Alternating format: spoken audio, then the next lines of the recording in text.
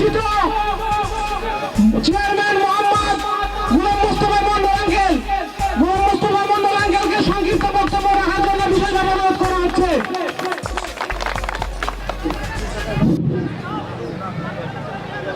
আউযু বিল্লাহি মিনাশ শাইতানির রাজিম, বিসমিল্লাহির রহমানির রহিম। আজকে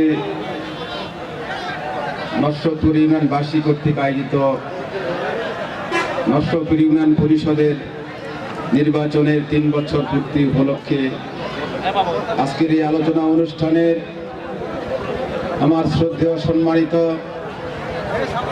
আমার শ্বশুর, আপনাদের অত্যন্ত প্রিয় মানুষ, এই ইউনিয়ন পরিষদের বারবার নির্বাচিত মেম্বার ছিলেন, সাবেক নরসদপুর কলেজ, নরসদপুর স্কুল, বিভিন্ন প্রতিষ্ঠানে উনি সভাপতির দায়িত্ব পালন করেছেন। আজকের অনুষ্ঠানের সভাপতি জনাব আলহাজ ইসমাইল হোসেন সাহেব, মঞ্চে উপস্থিত আমার ভাতিজা বগুড়া জেলা প্রবাসী কল্যাণ সম্পাদক জেলা বিএনপি জনাব আব্দুল মান্নান সাহেব, মঞ্চে উপস্থিত আমার শ্রদ্ধেয় বড় ভাই, বসেন, সামনে থেকে বসেন তো, যার অনেক অবদান, সেই আমার বড় ভাই আলহাজ আহমদ আলী সাহেব, মঞ্চে উপস্থিত কুসকরি গ্রামের আমার সেই শুরু থেকে উনি আমার জন্য ছিলেন মাস্টার কুরেশ আলী সাহেব সহ, বিশেষ করে আমাদের এই আজকের এই আয়োজনের যে সকল আয়োজক বৃন্দ, নরসদপুর ইউনিয়নের বিভিন্ন গ্রামের যারা অক্লান্ত পরিশ্রম করে, আমার তাদেরকে কোনো সহযোগিতা করতে হয়নি, তাদের নিজস্ব উদ্যোগে আজকের যে আয়োজন করেছেন সেই আয়োজক ভাইদেরকে আমি ধন্যবাদ, অভিনন্দন জানাচ্ছি। সেই সাথে এখানে উপস্থিত নরসদপুর ইউনিয়নের বিভিন্ন গ্রাম থেকে আগত আমার প্রাণপ্রিয় এলাকাবাসী, ছোট বড় ভাইরা, মা বোনেরা, সকলে প্রতি হলো আমার সালাম, আসসালামু আলাইকুম রহমতুল্লাহ। সেই সাথে আজকে এই আলোচনায় আমি বেশি কথা বলবো না। আপনারা, আমি যখন প্রথম নির্বাচন করেছি তখন আমি, বাবু যেটা বলল, তখন আমি ছোট্ট মানুষ, আমি বৈবাহিক জীবনেও বুঝি নাই, আপনারা জানেন। আমি তখন আপনাদের মাঝে সেই সময় থেকে আপনারা এই ইউনিয়নবাসী আমাকে অনেকভাবে অনেকবার নির্বাচিত করেছেন।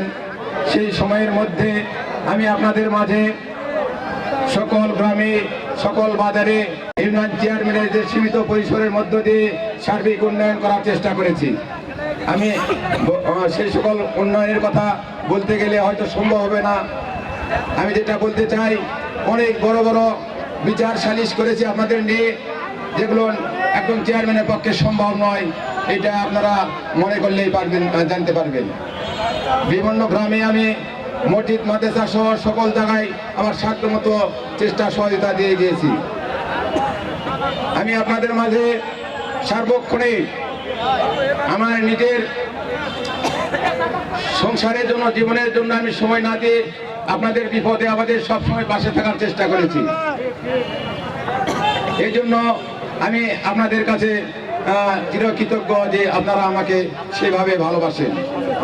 সম্মানিত ভাইরা, আসলে আপনারা আমাকে অনেক বেশি ভালোবাসেন। আমি আপনাদের মাঝে বিভিন্ন কাজকর্ম করেছি, এখানে অনেক মানুষ আছেন। আমি 3 বার চেয়ারম্যানের দায়িত্ব পালন করছি। এই সময়ের মধ্যে আমি সাধারণ মানুষের বা যে কোনো মানুষের বিভিন্ন উপকার করেছি, কাজকর্ম করেছি, বয়স্ক ভাতা দিয়েছি, বিধবা ভাতা দিয়েছি, স্বামী পরিত্যক্তা ভাতা দিয়েছি, প্রতিবন্ধী ভাতা দিয়েছি, বিভিন্ন শ্রেণীর ভাতা দিয়েছি, বিভিন্ন সুযোগ সুবিধা দিয়েছি। ইনশাআল্লাহ আমি হলফ করে বলতে পারি, কোনো মানুষের কাছ থেকে আমি 10 টাকা গ্রহণ করি নাই। এই জন্য আমি এইটুকু আপনাদের কাছে বলতে চাই, আমি সর্বক্ষণ বা সারা জীবন রাজনীতি করব, নির্বাচন করব, এটা হয় না। কখন যে আমি দুনিয়া ছেড়ে যাবো এটা আমরা কেউ বলতে পারি না। এই জন্য ভাই আমরা ভালো কাজ করব, মন্দ কাজকে পরিহার করব, আমরা সত্য পথে থাকার চেষ্টা করব, আমরা 5 ওয়াক্ত নামাজ পড়ব, আমাদের পরিবার পরিজন নিয়ে আমরা সঠিকভাবে জীবনযাপন করার চেষ্টা করব। কারণ আজকে আমরা যদি আমাদের নিজের আত্মার সাথে আমাদের বিবেকের সাথে প্রশ্ন করি, আমরা বিভিন্ন ভুলের মধ্যে আছি।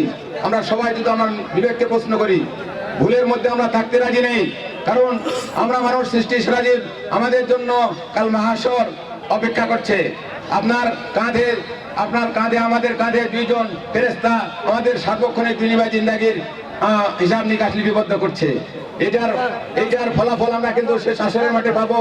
আপনার আমার জীবন দুনিয়াবি জিন্দাগি ক্ষণিকের।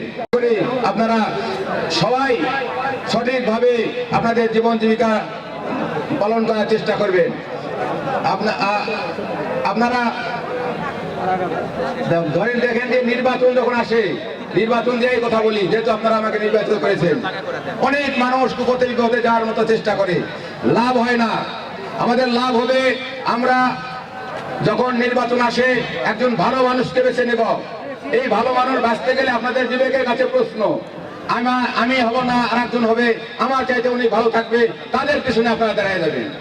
কারণ ভালো মানুষের প্রয়োজন আছে। এইভাবে আমরা সবাই চলার চেষ্টা করব। আমি এই দায়িত্বপালের সময়ে হয়তো অনেক মানুষের কাজ করতে পারিনি, অনেকের হয়তো বিপদ আপদে গিয়েও সেটা উদ্ধার করতে পারিনি, অনেকের মাঝে হয়তো ভুল হয়েছে, অনেকে হয়তো দরকার করতে গিয়ে হয়তো অনেকে কষ্ট পেয়েছেন, বিভিন্ন ভাবে অনেকে আঘাত পেয়ে থাকতে পারেন। যদি আপনারা কোনো আঘাত পেয়ে থাকেন, আমি আপনাদের কাছে মাপ চাচ্ছি, আপনারা ক্ষমা করে দেবেন। কারণ আমি আমার সজ্ঞানে কোনো মানুষকে কষ্ট দেয়নি, সজ্ঞানে কোনো মানুষকে আঘাত দেয়নি ইনশাআল্লাহ।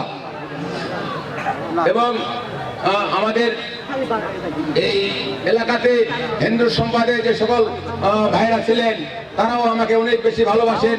তাদেরকে আমি অনেক কাজ করেছি, তাদের শ্মশান করে দিয়েছি, এই বাজারে অনেক কাজ করেছি। আমি কাজের দিকে ওইভাবে যাব না। আমি চাই আপনারা আপনাদের বিবেককে প্রশ্ন করলেই পাবেন যে আপনাদের গ্রামে কোন কাজটা আমি করেছি।